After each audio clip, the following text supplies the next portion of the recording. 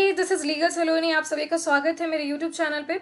और अब हम लोग पढ़ने वाले हैं डाइवोर्स। डाइवोर्स जो है वो मुस्लिम मैरिज में अच्छा माना नहीं गया है और उसको कभी भी प्रॉफिट मोहम्मद अप्रूव नहीं किए थे और इसको बहुत ही खराब माना गया है। लेकिन बहुत सारे रीजंस होते हैं जब किसी हस्बैंड को या किसी वाइफ को डिवोर्स लेना पड़ता है, जब उनके बीच नहीं बनता है, और ये आज समाज का हमारे हिस्सा है। तो डाइवोर्स जब हम ले ही रहे हैं तो फिर उसमें आपका राइट्स जो है वो वायलेट नहीं होना चाहिए। और ज़्यादातर जो राइट्स वायलेट होता है वो वुमेन का ही राइट्स वायलेट होता है डाइवोर्स में। क्यों? क्योंकि जो मेल पार्टनर है वो तो कमा रहा होता है, वो सेटल्ड होता है। साथ ही साथ उसका रिस्पॉन्सिबिलिटी जो है वो कम होता है। और वाइफ जो है वो कुछ कमा नहीं रही होती है, उसका उसके बाद का लाइफ मिजरेबल हो जाता है। क्यों? क्योंकि मुस्लिम्स में वाइफ जो है, जो वुमेन है, उनके पास डाइवोर्स का कोई ऑप्शन ही नहीं है कि वो ले सकती हैं। इवन मेंटेनेंस का भी बहुत ज़्यादा क्रूशल बैकग्राउंड था, बहुत दिक्कत होता था मेंटेनेंस क्लेम करने में भी। और इसीलिए बहुत सारे एक्ट्स लगातार लाते गए पार्लियामेंट के द्वारा, जैसे कि dissolution of Muslim marriage act, जिसमें कि आपको ग्राउंड्स दिया है कि कोई भी मुस्लिम वुमेन कब कब ले सकती है डिवोर्स। जबकि हमेशा जो डिवोर्स का वो जो पावर है वो इनॉर्मसली दिया हुआ था मेल पार्टनर को ही। और मुस्लिम वुमेन जो है उसको राइट मिला है डिवोर्स के समय, कुछ कुछ राइट्स मिला है जो 1986 में आफ्टर शायरा बानो केस ये एक्ट लाया गया था, क्योंकि ये बहुत ज़रूरी था कि उनको कुछ राइट्स मिले। साथ ही साथ protection of rights on marriage, marriage में भी उनको कोई राइट मिले। तो ये सारे तीन बहुत इंपॉर्टेंट एक्ट्स लाए गए पार्लियामेंट के द्वारा। अदरवाइज मुस्लिम लॉ जो है वो अनकोडिफाइड है, उसमें कोई भी आपको सेक्शंस नहीं मिलेंगे। सो हम लोग क्लासिफिकेशन सबसे पहले देखेंगे कि कितने तरह के डाइवोर्स होते हैं, क्योंकि हम लोग समझते हैं तलाक का मतलब डाइवोर्स और तलाक का मतलब डाइवोर्स और डाइवोर्स का मतलब तलाक। तो ऐसा नहीं है। तलाक is one of the form of divorce. तलाक के अलावा और भी तरीके से डिवोर्स दिया जाता है। इवन वुमेन के पास भी राइट है, वाइफ के भी पास राइट आ जाता है कि वो डिवोर्स दे सके। शाह बानो केस देखेंगे, दानियल लतीफ़ी का केस देखेंगे और फिर शायरा बानो का केस देखेंगे। बहुत ही इंपॉर्टेंट लैंडमार्क जजमेंट है ये। आप being law student and being judiciary aspirant आपको ये पता होना चाहिए। And then we will talk about some case laws. So let's start classification of divorce. Divorce दो तरीके से हो सकता है, दो कैटेगरी में बांटा गया है। एक जुडिशरी डिसाइड करेगी और एक है जो कि आप खुद डिसाइड करेंगे या आपकी वाइफ डिसाइड करेगी। तो judicial, extra judicial and judicial. Husband और वाइफ डिसाइड करेगी तो एक्स्ट्रा जुडिशियल, एंड लियान और फर्स्ट के द्वारा यानी कि कोर्ट जब डिसाइड करेगी तो उसे जुडिशियल कहेंगे। Husband can dissolve the marriage by तलाक, इला एंड जिहार। तलाक, इला एंड जिहार समझते हैं। सबसे पहले तलाक जो है वो दो तरीके से होता है। एक होता है तलाकुल सुन्नत, जिसको कि अप्रूव्ड फॉर्म माना गया है, और फिर आता है तलाकुल बिदअत, जिसको कि अनअप्रूव फॉर्म माना गया है। तलाकुल सुन्नत भी दो तरीके से होता है, एक होता है हसन और एक होता है अहसन। अहसन और हसन। अहसन में होता है कि हस्बैंड ही तलाक देगा, लेकिन इसमें सिंगल सेंटेंस में एक बार में ही वो तलाक प्रोनाउंस कर देता है और सेक्सुअल इंटरकोर्स को अपना रोकना पड़ेगा, क्योंकि आप उसके साथ रिलेशनशिप नहीं बना सकते हैं। और फिर ये तलाक जो है आपका रिवोकेबल तब तक रहेगा जब तक कि इद्दत पीरियड रहेगा। इद्दत पीरियड हो जाने के बाद आप फिर इस तलाक को रिवोक नहीं कर सकते हैं, तोड़ नहीं सकते हैं। वहीं हस्बैंड प्रोनाउंस करेगा 3 तलाक, और ये टाइम पीरियड बीच बीच में बनाया गया था कि पहला तलाक के बाद फिर जब दूसरा तलाक का टाइम आएगा तो वो कुछ समय होंगे, और फिर दूसरा तलाक के बाद फिर तीसरा तलाक का जो समय आएगा उसमें कुछ समय होंगे। इसी को कहते हैं तुर पीरियड। तुर पीरियड इसी को कहते हैं। और इस पीरियड में अगर आपने थर्ड पीरियड को, अगर थर्ड टाइम अगर आपने तलाक प्रोनाउंस कर दिया, तलाक बोल दिया, तो उसके बाद आपका जो मैरिज है वो खत्म हो चुका है और वो इरिवोकेबल है। वापस आप इसको मैरिज को आप कंटिन्यू नहीं कर सकते हैं। अगर आपने थर्ड प्रोनाउंसमेंट से पहले कर लिया तो फिर आपका मैरिज वो कंटिन्यू हो जाएगा। तलाकुल बिद्दत को ही ट्रिपल तलाक भी कहते हैं, और ये बहुत ही ज़्यादा चर्चा में भी रहा है। 2017 में इसका केस आया था, शायरा बानो केस, और 2019 में हम लोगों का एक्ट भी बन गया था, और हम लोग अभी उसको आगे इसमें कंटिन्यू करेंगे। ट्रिपल तलाक में एक ही समय में प्रोनाउंस कर दिया जाता है तलाक, और बिना किसी रीज़न को बताए हुए, और इसमें कोई टूर पीरियड वगैरह कुछ नहीं है, कोई मान्यता नहीं है, और इररिवोकेबल है। एक बार प्रोनाउंसमेंट हो गया तो फिर कहानी खत्म, शादी ओवर। और इसमें बहुत ज़्यादा इसका मिसयूज़ होने लग गया था। कहा जाता है कि कुरान में भी ये आपका जो तलाकुल बिद्दत है वो मेंशन नहीं है, और मतलब ये अप्रूव्ड फॉर्म कभी था ही नहीं, तो इसलिए कॉन्स्टिट्यूशन भी इसको अप्रूव नहीं मानती है। और 2017 में ये हमारा केस चला था, शायरा बानो केस, उसमें ये इसको हटा दिया गया है। नाउ इला इला एक तरीका जिसमें कि हस्बैंड ये कसम खा लेता है कि वाइफ के साथ वो कोई सेक्सुअल इंटरकोर्स नहीं करेगा और वो 4 महीने तक ही नहीं करेगा, और अगर 4 महीने तक नहीं करता है तो उसका शादी टूट जाता है। तो इस तरीके से भी आप बिना तलाक प्रोनाउंस किए हुए भी आप शादी को डिसॉल्व कर सकते हैं। जिहार जो है, इसमें हस्बैंड जो है अपनी वाइफ का मदर से और अपनी बहन से या कोई ऐसे रिलेशन से कंपेयर कर देता है फीमेल से जो कि आपका प्रोहिबिटेड रिलेशन में है, तो फिर यहाँ पे भी आपका डिवोर्स का ग्राउंड बन जाता है, और ये सब जो है हस्बैंड ही देता है। वाइफ 2 तरीके से डिवोर्स दे सकती है। एक, अगर वो ऑफर दे कि मुझसे डिवोर्स ले लो और फिर कंसिडरेशन कुछ पैसे दे दे, तो यहाँ पे और वो हस्बैंड एक्सेप्ट कर ले तो डिवोर्स हो जाएगा। और ये रिवोक हो सकता है, इसको आप कर सकते हैं, तोड़ सकते हैं, लेकिन तब तक जब तक आप एक्सेप्टेंस नहीं किया। अब एक्सेप्ट कर लिए फिर तोड़ नहीं सकते हैं। वैसे ही मुबारत में होता है कि आप बिना किसी कंसिडरेशन के बस ऑफर दिए हैं कि मुझसे क्या करो, डिवोर्स ले लो, और वो वाइफ का डिवोर्स जो है वो हस्बैंड एक्सेप्ट कर लेता है, तो आपका डिवोर्स हो जाएगा। और वाइफ जो है इंटाइटल्ड है टू टोअर। टोअर मीन्स क्या होता है, महर, और महर भी हम लोग इसके बाद उसके लिए भी एक वीडियो सेपरेट पढ़ेंगे। Under section 2 of dissolution of Muslim marriage act, Muslim marriage act जो है 1939 का, ये बहुत इंपॉर्टेंट है क्योंकि ये देता है ग्राउंड की फीमेल्स कब कब तैयारी कर सकती हैं डिवोर्स लेने का।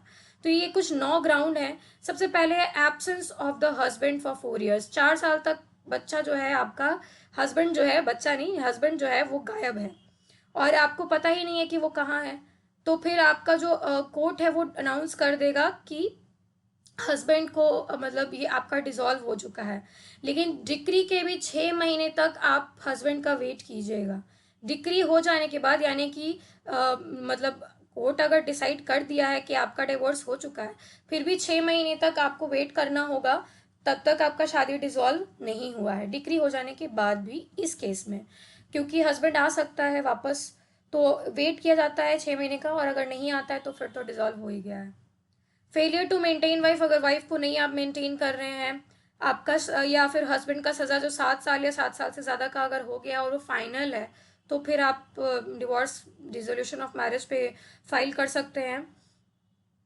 Failure to perform marital obligation for years, अगर बहुत सालों तक मैरिटल ऑब्लिगेशन जो ड्यूटी है उसका, खाना लाना, घर में पैसा लाना और पत्नी को खुश रखना, ये सब चीज़ें नहीं करता है, तो भी आप मांग सकते हैं divorce. Impotency of the husband, अगर वो उस लायक नहीं है, इम्पोर्टेंट नहीं है, और ये जो है शादी के समय ही से इम्पोर्टेंट था और वो इसको कंटिन्यू कर रहा है, नहीं हो पा रहा है वो उससे, तो शादी के बाद वो हस्बैंड जो है, आप हस्बैंड से डिवोर्स ले सकते हैं इस ग्राउंड पे। इंसेनिटी ऑफ 2 ईयर्स और वेनरल डिजीज, जानलेवा बीमारी है या पागल हो चुका है 2 साल पिछले 2 साल से, तो आप उसमें भी डिसोल्यूट कर सकते हैं मैरिज को। Reputation of marriage, reputation of marriage means आप शादी को तोड़ सकते हैं। कब? तो एक लड़की ही सिर्फ तोड़ सकती है अगर उसका शादी 15 साल से पहले, जब वो 15 साल की थी, उससे पहले उसका शादी उसके माता पिता करा दिए हैं, उसके पिता करा दिए हैं उसके बिना कंसेंट के। और अगर वो 18 साल की नहीं हुई है और वो उससे पहले ही शादी को तोड़ना चाहती है, 18 साल से पहले, तो फिर ये कर सकती है, वो अपना 18 साल से पहले शादी को तोड़ सकती है। नाउ क्रुएलिटी, क्रुएलिटी के भी बहुत सारे ग्राउंड मेंशन किए हुए हैं, जैसे कि अपने धर्म को पालन नहीं करने देना, प्रॉपर्टी का, अगर आपका प्रॉपर्टी है और आपकी प्रॉपर्टी का राइट नहीं इंजॉय करने दे रहे हैं, तो ये सब चीज़ें जो है वो क्रुएलिटी में आती हैं। और क्रुएलिटी अगर कोई कर रहा है तो भी आप ग्राउंड लेके आप मैरिज को डिसॉल्व कर सकते हैं। रेसिड्यूअरी ग्राउंड्स क्या है? तो वही इला, जहीर की, तो और इस तरीके से भी आप क्या कर सकते हैं, ग्राउंड बेसिस बना के, अगर आपके साथ नई रिलेशनशिप बना रहा है हस्बैंड, तो ये सब रीजंस हो सकते हैं कि आप शादी को तोड़ सकते हैं। जो भी मुस्लिम लॉ सही मानेगी, उचित मानेगी, वो 9वां ग्राउंड बन जाएगा। Under section 4, husband cannot seek a divorce or leave her merely on the ground that she converted to another religion. अगर धर्म परिवर्तन वाइफ कर ली है तो भी उसको डिवोर्स आप नहीं दे सकते हैं बीइंग अ हस्बैंड। और फिर सेक्शन 5 कहता है इसी एक्ट का कि वाइफ जो है वो डावर फिर भी रिसीव करेगी अगर उसका मैरिज डिसॉल्व हो गया है तो भी। महर का रकम जो कि शादी के समय दिया जाता है as a respect of token wife को हस्बैंड के या हस्बैंड के फादर के द्वारा, वो डावर उसको मिलना उसका राइट है, चाहे उसका डिसॉल्व ही क्यों ना हो गया हो marriage. Muslim women protection of rights on divorce act, 1986 बहुत इंपॉर्टेंट है। 1985 में ये केस आया था, शाहबानो का केस आया था। शाहबानो का केस में ये डिसाइड किया गया था कि जो हमारी जो वुमेन्स हैं उनको पर्टिकुलरली अकॉर्डिंग टू शायरा नहीं शाहबानो, शाहबानो केस जो है, Shah Bano it's no, Shah Bano case जो है वो आया था 1985 में, और उसके बाद 1 साल के बाद ही एक एक्ट आ गया था जिसमें कि कहा गया था कि जो भी मुस्लिम वुमेन्स हैं अगर वो चाहें तो वो 125 सीआरपीसी के अंदर क्लेम कर सकती है मेंटेनेंस। जरूरी नहीं है कि उनको पर्सनल लॉ को फॉलो करना होगा, पर्सनल लॉ प्रिवेल नहीं करेगा। लेकिन इसके बाद बहुत ज़्यादा मास कम्युनिकेशन और मास प्रोटेस्ट होने के कारण और बहुत क्रिटिसिज्म होने के कारण फिर एक लॉ ला दिया गया, एक्ट 1986, जिसमें कहा गया कि मुस्लिम वुमेन चाहें तो उसको एज अ सीआरपीसी भी यूज़ कर सकती हैं, और फिर चाहें तो फिर ये वाला जो है हमारा Muslim protection of women right, protection of rights on divorce, इस एक्ट को भी यूज़ कर सकती हैं, या सीआरपीसी के सेक्शन 125 को भी यूज़ कर सकती हैं फॉर क्लेमिंग मेंटेनेंस। तो सेक्शन 3 कहता है कि मुस्लिम वुमेन जो है उनको वो इंटाइटल्ड है रिजनेबल अमाउंट के ड्यूरिंग हर इद्दत पीरियड, और जो अमाउंट है वो चाइल्ड को भी 2 साल तक आपको देना होगा, जन्म से 2 साल तक में भी उसको भी देना होगा। साथ ही साथ वो डावर के लिए भी इंटाइटल्ड हैं, और प्रॉपर्टी जो भी उनको मिला है वो भी उनके वो हकदार हैं। आप इनसे ये सब चीज़ें उनसे छीन नहीं सकते हैं। If women not being able to maintain, then उसके हस्बैंड अगर केपेबल भी नहीं है, वो भी नहीं केपेबल है, तो फिर उसका रिलेटिव उसको करेगा, कंपनसेट करेगा, मेंटेन करेगा।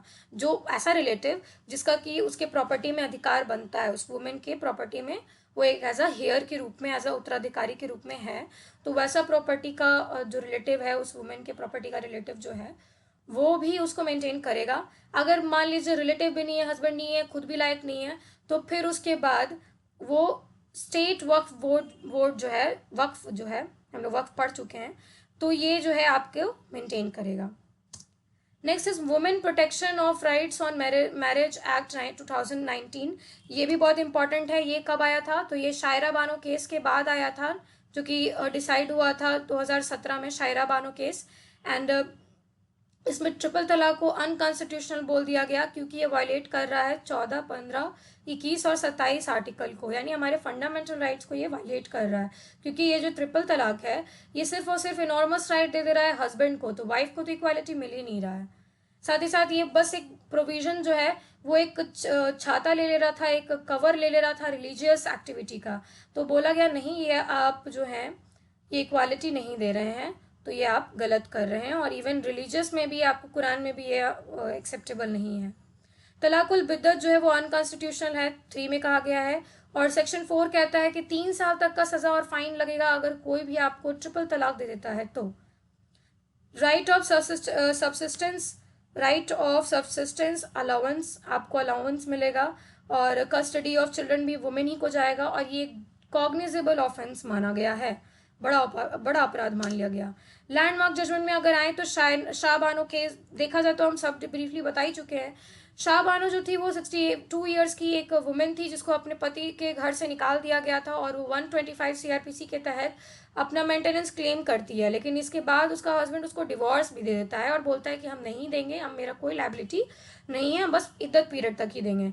तो फिर केस का जजमेंट यही आता है कि वुमेन जो है वो सेक्शन 125 ऑफ सीआरपीसी के अंतर्गत इद्दत के बाद भी अपना मेंटेनेंस क्लेम कर सकती हैं अगर वो इनकेपेबल हैं और वो मैरी नहीं की हैं दूसरे किसी भी व्यक्ति से, तो हस्बैंड ही का ड्यूटी है कि वो उसको मेंटेन करे।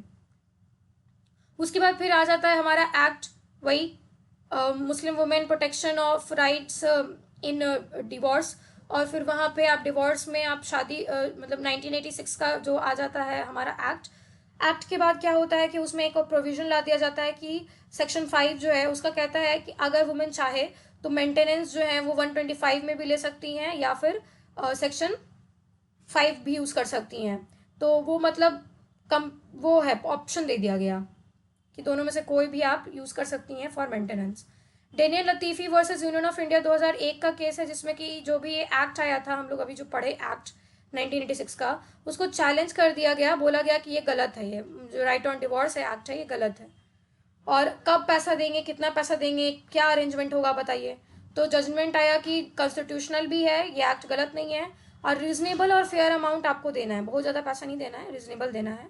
और जो भी आप अरेंजमेंट कीजिएगा वो इद्दत पीरियड के समय में, यानी डिवोर्स देने के कुछ महीने तक में ही, इद्दत पीरियड जो होता है 3 महीने के अंदर में ही आपको क्या कर देना है, अरेंजमेंट कर लेना है कि उसको कैसे पैसा पे करना है। शायरा बारो केस जो है यूनियन ऑफ इंडिया 2017, इसके बाद ही 2019 में हमारा मैरिज एक्ट भी आया, Muslim women protection on marriage act.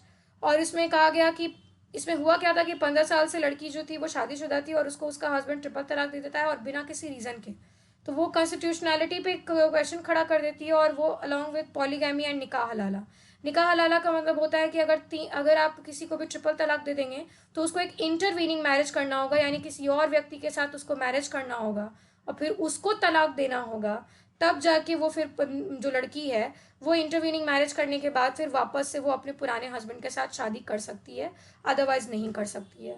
तो ये मतलब ऐसा था कि अगर एक बार तलाक हो गया तो बहुत बड़ा गुनाह जो कर दी है वो लड़की ही कर दी है, जबकि ऐसा कुछ भी नहीं है जो लड़की की तरफ से गलत हुआ है। तो उसको क्यों किसी के साथ और के साथ संबंध बनाना पड़ेगा या शादी करना पड़ेगा, तो ये थोड़ा सा गलत है। और निकाह हलाला पे भी वो सवाल उठा दिया गया था। तो जजमेंट आया था कि ट्रिपल तलाक जो है वो अनकॉन्स्टिट्यूशनल है और ये वायलेट करता है आर्टिकल 14 को। Now the case laws is K P Siddiqui versus Amina में कहा गया था कि अगर टॉर्चर किया जा रहा है और अपने चाइल्ड को अबॉर्ट करने के लिए, तो abort the child is also ground of divorce, probability में आ जाता है। उस Zafar Sheikh Hasan versus Mrs Razia Kaleem Sheikh husband wife के बीच का एक केस है जिसमें कहा गया था कि अगर वाइफ के अगर आप चरित्र पे भी अगर आप उसके कितना वो ऑनेस्ट है कि नहीं उस पर अगर आप डाउट करते हैं सिर्फ इसलिए कि वो आपसे ठीक से बात नहीं कर पा रही है, मिसकम्युनिकेशन है, तो ये भी एक तरीके का ग्राउंड ऑफ क्रूएलिटी आ गया। निकाहनामा जो है वो अपने आप में एज ऑफ सर्टिफिकेट नहीं है वाइफ का, और ये बोला गया था Mustafa versus Khurshida 2006। Thank you so much for watching legal Saloni. आप सभी का बहुत बहुत शुक्रिया और ऐसे ही मेरे साथ बनी रहिए और बहुत ज़्यादा सब्सक्राइब कीजिए, शेयर कीजिए और मोटिवेट कीजिए ताकि मैं और ज़्यादा वीडियोस जो है यूनिवर्सिटी लेवल के एग्जामिनेशन पे बनाते चलती जाऊँ। Thank you so much.